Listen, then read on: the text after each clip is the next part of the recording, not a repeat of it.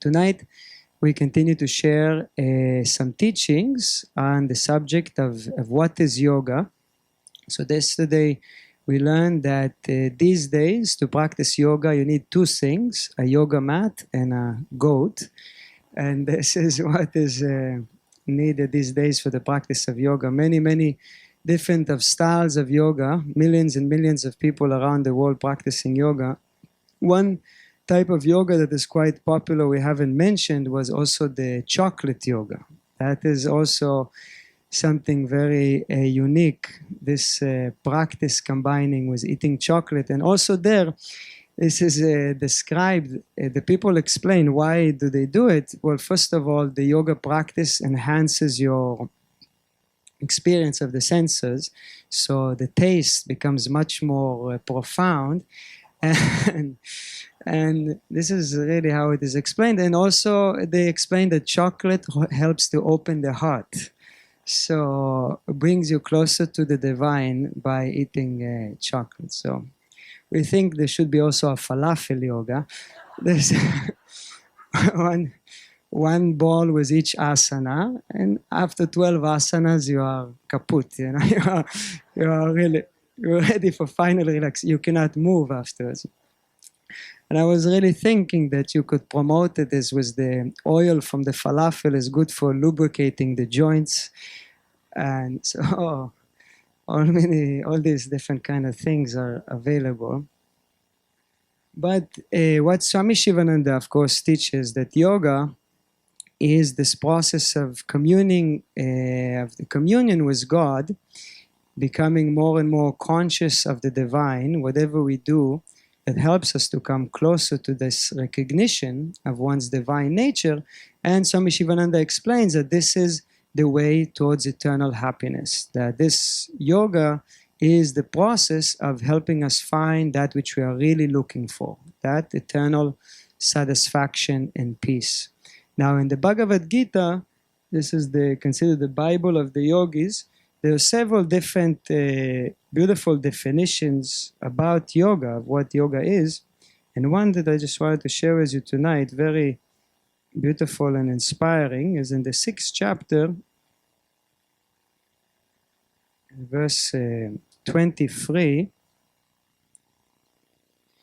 where here, as we know, generally, of course, the word yoga means union, a union with the divine and union with the supreme, this process of the individual soul coming to the recognition of one's eternal nature, that absolute reality. So yoga is that union.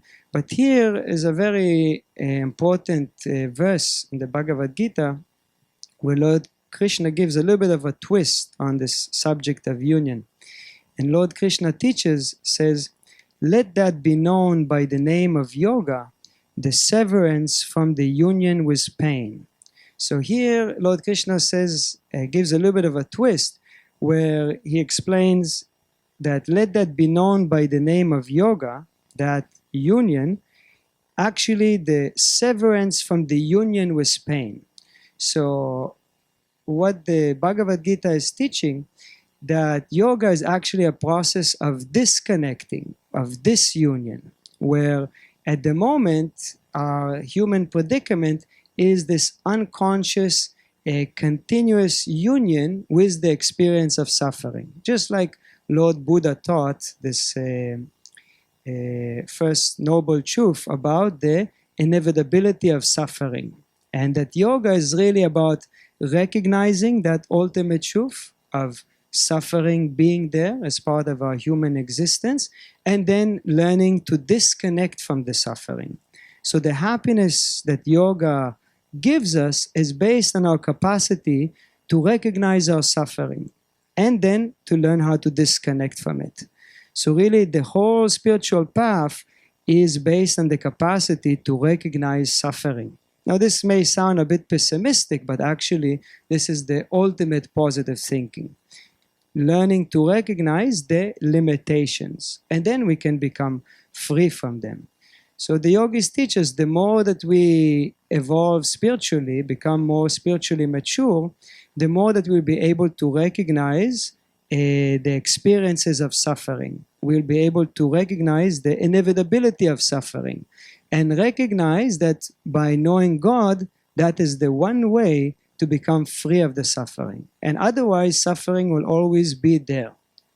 So yoga is really breaking through this delusion of trying to find happiness elsewhere. And so this is what Lord Krishna teaches, that yoga is that severance from the union with pain. So breaking free from this inevitability of mental affliction and mental pain. So we'll continue to share tonight a little bit from this beautiful essay of Swami Shivananda on the subject of yoga.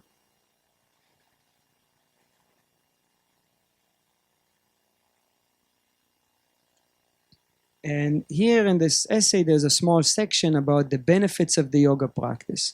So the more that one becomes aware of the value in practicing yoga and its all of different forms, the more that one will be inspired to practice. So one will be more motivated to go through this journey of becoming free.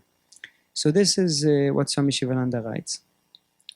Life today is full of stress and strain, of tension and nervous irritability, of passion and hurry.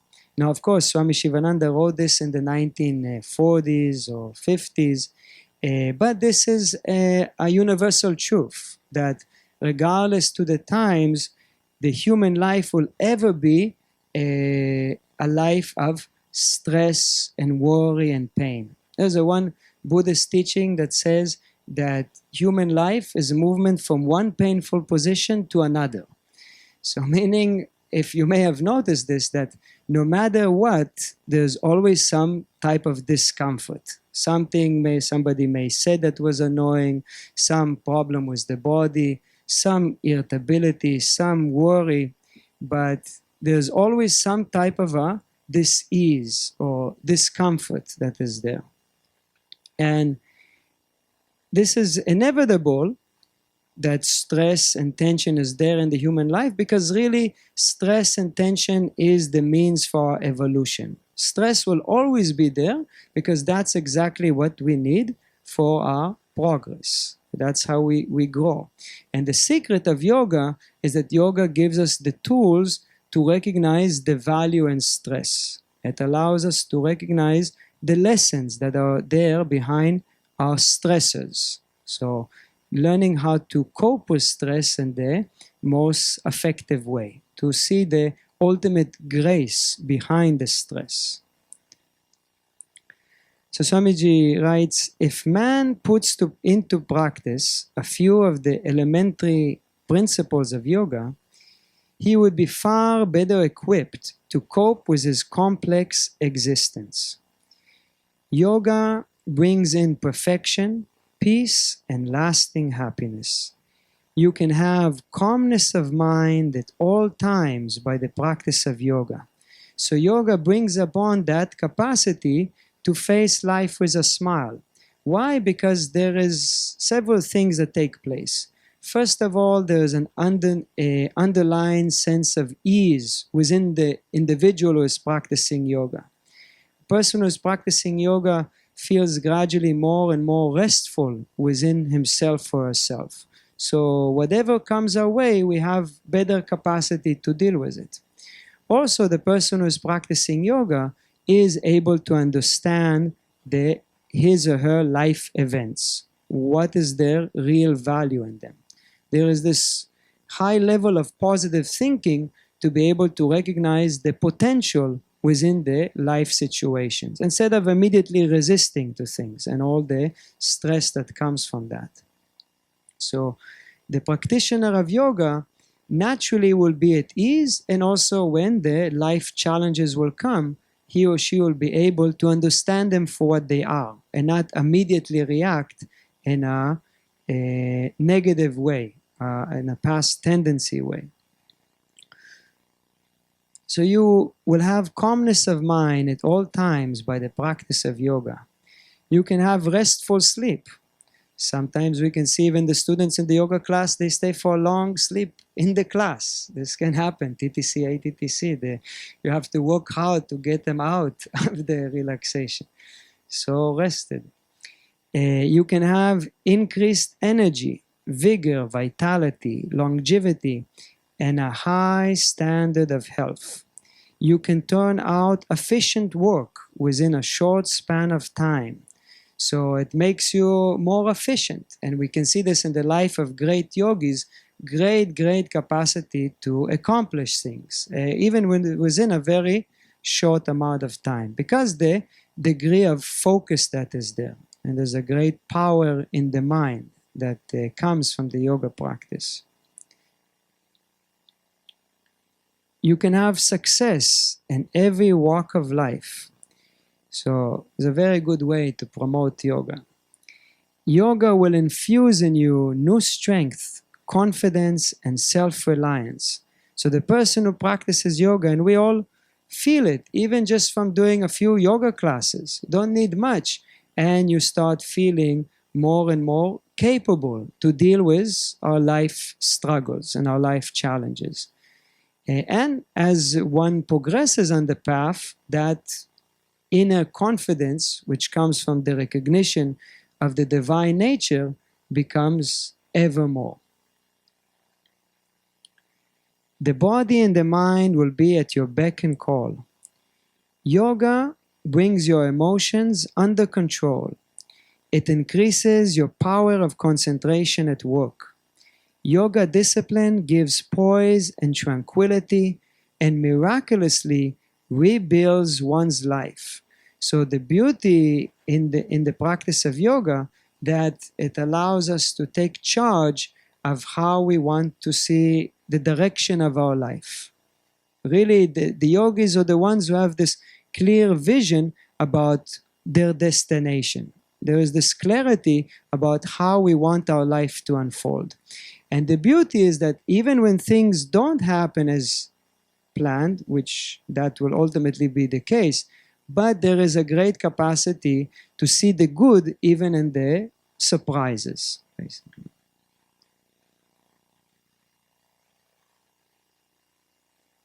So yoga discipline gives poise and tranquility and miraculously rebuilds one's life. The yoga way of life deepens man's understanding and enables him to know God and his relationship with him.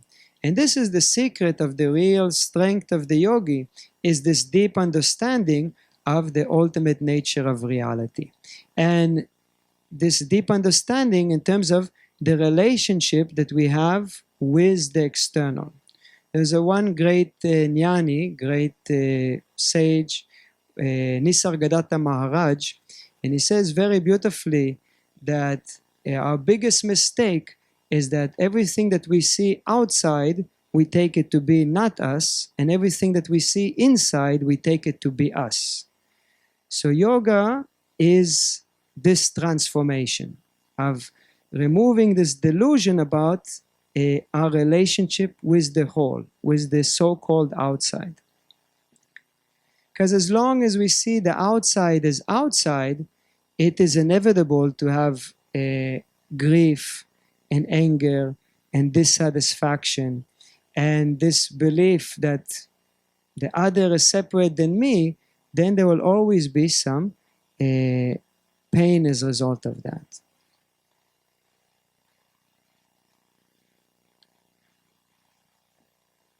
So yoga leads from ignorance to wisdom, from weakness to strength, from disharmony to harmony, from hatred to love, from want to fullness, from limitation to infinitude, from diversity to unity, from imperfection to perfection. So all this will come as a result of our sadhana, this transformation.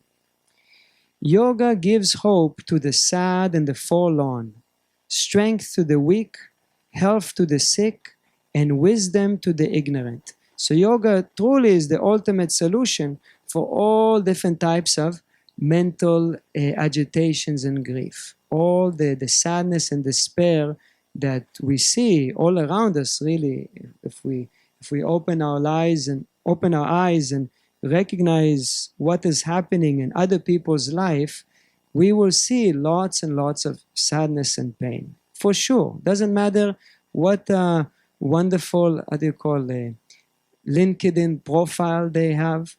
Doesn't matter how many followers on Instagram. They can have a wonderful Instagram profile, but you can be sure that underneath there's a lot of pain. Without having the knowledge of the one's divine nature, it is certain that there's pain and suffering that is there. But only when we can recognize it also within ourselves, we will be able to recognize it in others. And when we recognize it in others, then we can actually become of a means for support. When we really understand the universal problem. But we have to first be able to recognize that problem within ourselves. And then we can gradually overcome that. So Swamiji writes, through yogic discipline, mind, body, and the organ of speech work together harmoniously. For a yoga practitioner, a new outlook, a new health, a new awareness, and a new philosophy rush in and vividly transform his or her life. Lust for power, material greed, sensual excitement, selfishness, passion for wealth, and lower appetites have drawn man from his true life in the spirit into the materialistic life. So this continuous delusion about happiness being outside, or following just a small temporary excitement of the senses, and as a result of that, losing that touch with where the real happiness lies. See, one of the big problems with modern times is that so many pleasures become so available instantly. See, if you can, on your phone, everything you can just click and immediately numb the mind from recognizing or dealing with the issues. See, everybody has issues. Everybody has stress and pain. And if the capacity to avoid it is so easy, this is a very big problem. Because then the mind becomes very numb to the dealing with the problem. But the pain is meant to be there as something that will help us to grow and to evolve. But if sensual pleasure becomes so easy, could easily postpone actually dealing with the problem. So we stay bound longer and longer time. So finally, Swamiji writes very beautifully, he can regain his lost divine glory if he practices in right earnest the principles of yoga. So all the suffering can be overcome through this practice of yoga. Yoga transmutes animal nature into divine nature and raises him or her to the pinnacle of divine glory and splendor. So the solution for all problems can be through the practice of yoga. That is the ultimate gist. Om Tat Sat.